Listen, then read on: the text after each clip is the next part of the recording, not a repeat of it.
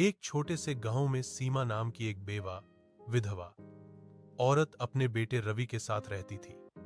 पति के गुजर जाने के बाद जैसे उसकी दुनिया ही उजड़ गई थी।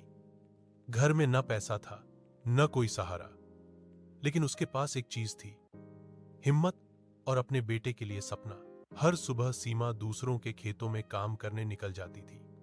तपती धूप में, ठंडी हवाओं में, बारिश में भी वो काम करती रहती, ताकि रवि को भूखा न सोना पड़े और उसकी पढ़ाई जारी रहे। जब थक जाती तो बस बेटे की मासूम मुस्कान देखकर सारी थकान मिट जाती। रात में जब गांव के लोग सो जाते, सीमा अपने बेटे को गोद में बिठाकर कहती, बेटा, गरीबी कभी शर्म की बात नहीं होती, मेहनत छोड़ देना ही असली हार होती है।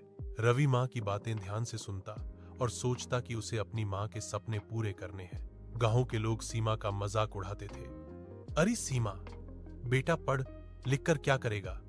शहर के लोग गरीबों को आगे नहीं बढ़ने देते, लेकिन सीमा के शब्द कभी नहीं बदले। एक दिन मेरा रवि सबसे ऊंचा नाम कमाएगा। समय बीता, रवि ने मेहनत से पढ़ाई की और शहर चला गया। मां ने खेत बेचकर उसे पढ़ाई के लिए पैसे भेजे।